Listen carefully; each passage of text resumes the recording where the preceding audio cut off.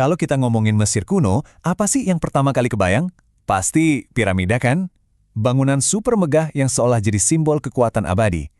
Tapi, pernah kepikiran nggak gimana ceritanya sebuah kekaisaran yang sehebat itu yang bisa menciptakan salah satu keajaiban dunia, pada akhirnya bisa runtuh? Nah, kisah kita dimulai dari sini. Di dataran tinggi Giza, dengan dua monumen ikonik karya Firaun Khafre, Piramida Kedua dan Sphinx Agung. Dua bangunan ini tuh kayak sebuah pernyataan sikap. Sebuah penegasan tentang kekuasaan dan ambisi yang kayaknya nggak ada batasnya. Benar-benar potret sebuah kekaisaran di puncak kejayaannya. Ini dia pertanyaan utamanya. Gimana ceritanya sebuah kekaisaran yang bisa bangun keajaiban kayak gini, tiba-tiba ambruk? Kok bisa sih? Kekuatan yang bisa memindahkan gunung, bisa memahat batu jadi monumen abadi, kok bisa hilang gitu aja? Ini adalah teka-teki sejarah yang seru banget buat kita pecahin bareng-bareng. Oke, kita mulai dari Firaun Khafre. Dia ini anaknya Khufu loh yang bangun piramida agung. Coba bayangin deh tekanannya. Dia bukan cuma mewarisi tahta, tapi juga dapat PR super berat. Harus bisa melampaui pencapaian bapaknya yang udah legendaris banget. Dan Khafre ini cerdik banget. Lihat deh caranya dia menjawab tantangan itu. Piramidanya memang sedikit lebih pendek dari punya ayahnya. Tapi dia bangun di tanah yang lebih tinggi. Hasilnya, dari kejauhan, piramidanya jadi kelihatan lebih menjulang, cerdas kan? Ini menunjukkan ambisinya yang luar biasa. Tapi ada tapinya. Menurut sejarawan Herodotus, Khafre dan ayahnya ini dibenci banget sama rakyatnya. Kenapa? Karena proyek-proyek raksasa ini dianggap tirani, menguras semua tenaga dan sumber daya. Dan Khafre nggak berhenti di situ. Dia meninggalkan satu lagi monumen super spektakuler, Sphinx. Ini bukan cuma patung gede loh, ini tuh kayak pesan tersembunyi yang kuat banget. Badannya singa, simbol dewa matahari, Ra yang perkasa. Lalu ada elemen elang, yang jadi simbol Horus, dewa pelindung Firaun, dan mukanya? Kemungkinan besar muka Khafre sendiri. Ini adalah klaim paling pamungkas. Firaun itu bukan cuma wakil dewa, tapi dia adalah perwujudan dewa itu sendiri di bumi. Nah, ini fakta menarik. Nama Sphinx yang kita kenal sekarang itu sebenarnya sebutan dari orang Yunani ribuan tahun kemudian. Nama aslinya, dalam bahasa Mesir, kemungkinan besar itu Shesep Ankh, yang artinya gambaran yang hidup. Wah, dalam banget kan maknanya?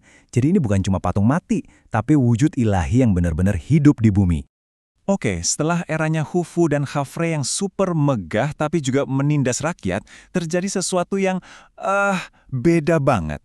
Sekarang kita geser ke anaknya Khafre, yaitu Menkaure. Kita bakal lihat gimana dia mengubah total arah kebijakan kerajaan. Lihat deh perbedaannya. Jomplang banget kan? Piramida Menkaure itu tingginya cuma setengah dari piramida kakeknya, Khufu.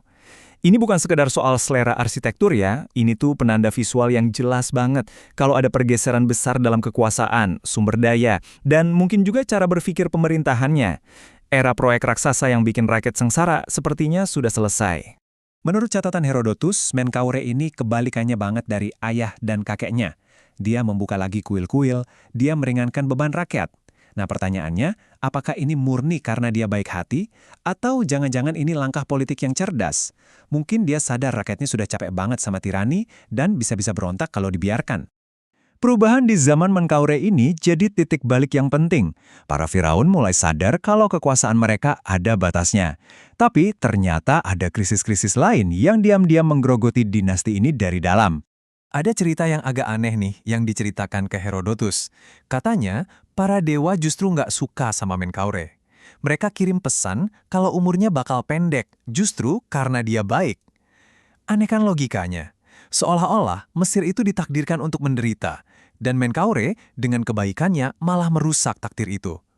Cerita ini menunjukkan dilema yang rumit. Raja dewa yang baik hati itu dianggap lemah. Kekuasaan mutlak sepertinya menuntut kekejaman. Tapi, selain masalah filosofis tadi, ada teori lain yang juga kuat banget buat menjelaskan kenapa dinasti ini melemah. Sesuatu yang lebih biologis. Sesuatu yang ada di dalam darah mereka sendiri. Efek dari perkawinan sedarah. Jadi gini, untuk menjaga kemurnian darah dewa, para Firaun ini nikahnya ya sama keluarga sendiri. Khafre nikah sama saudara tirinya. Anak mereka, Menkaure, nikah sama saudara kandungnya sendiri. Nah, praktik kayak gini dari generasi ke generasi itu bikin variasi genetiknya jadi terbatas banget. Dan sangat mungkin ini yang menyebabkan kelemahan dan ketidakstabilan di garis keturunan mereka. Seperti yang akan kita lihat pada penerus Menkaure. Dan ini dia, bukti paling nyatanya. Anaknya Menkaure, Shepseskaf, Masa pemerintahnya singkat banget. Dan yang paling penting, dia nggak bangun piramida. Makamnya cuma mastaba, itu loh bangunan kotak yang lebih sederhana, gaya makam dari zaman yang lebih kuno. Ini sinyal yang jelas banget. Era Fir'aun super dewa dari dinasti keempat sudah tamat. Nah, waktu kekuasaan Fir'aun melemah, kekosongan ini nggak dibiarkan lama-lama. Ada pusat kekuatan baru yang muncul dan mengisi kekosongan itu, para pendeta. Kekuasaan pun bergeser dari istana ke kuil. Di dinasti kelima, kita lihat prioritasnya berubah total. Lihat deh, piramida yang dulunya segitu megahnya, sekarang jadi kecil-kecil banget. Sebaliknya, uang dan sumber daya kerajaan dipakai buat bangun kuil-kuil super megah untuk Dewa Matahari Ra, lengkap dengan obelisk-obelisk raksasa. Fokusnya sudah bukan lagi soal keabadian Firaun, tapi soal menyembah dewa. Nah, ini dia poin kuncinya. Gelar Firaun berubah. Kelihatannya sepele, tapi maknanya besar banget. Firaun nggak lagi dianggap sebagai jelmaan dewa Horus di bumi. Gelarnya turun, jadi putra Ra. Artinya apa? Artinya Firaun sekarang posisinya di bawah Dewa Matahari. Dan tentu saja di bawah para pendetanya yang jadi juru bicara dewa. Melemahnya Fir'aun dan naiknya para pendeta ini baru permulaan dari disintegrasi yang lebih besar. Kerajaan lama Mesir itu nggak runtuh dalam semalam. Ini proses yang panjang dan lambat, tapi diakhiri dengan kehancuran total yang tiba-tiba. 94 tahun, ini adalah lamanya PPI, Raja Besar terakhir Kerajaan Lama berkuasa. Pemerintahan terpanjang dalam sejarah Mesir. Tapi jangan salah, ini bukan tanda stabilitas, malah sebaliknya. PPI bisa berkuasa selama itu karena kekuasaan aslinya kecil banget. Di balik layar, Mesir itu sudah pecah. Gubernur-gubernur di daerah sudah kayak raja-raja kecil, menurunkan jabatan ke anak-anak mereka. Kekuasaan pusat itu cuma formalitas. Apalagi, Firaun-Firaun sebelumnya ada yang dibunuh, menunjukkan kalau Firaun sudah nggak sakral lagi. Terus, datanglah pukulan terakhir, kekeringan parah yang bikin negara yang sudah goyah ini akhirnya tumdang.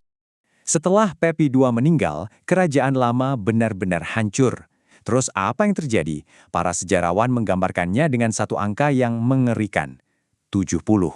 Para penulis kuno mencatat adanya dinasti ke-7, 70 Firaun dalam 70 hari. Angka ini kemungkinan besar sih nggak harfiah ya. Ini lebih ke cara simbolis untuk menggambarkan kekacauan total. Sebuah periode di mana kekuasaan ganti setiap hari. Nggak ada hukum, nggak ada aturan. Mesir sudah benar-benar jatuh ke dalam anarki. Kisah runtuhnya kerajaan lama Mesir ini meninggalkan kita sebuah pertanyaan penting ya. Dari puncak kejayaan yang bisa bangun piramida, sampai jadi kacau balau hanya dalam beberapa generasi. Ini menunjukkan bagaimana kesombongan, perpecahan internal, dan bencana alam bisa menghancurkan kekuatan yang kelihatannya paling hebat sekalipun. Sebuah pelajaran sejarah yang rasanya relevan sampai kapanpun.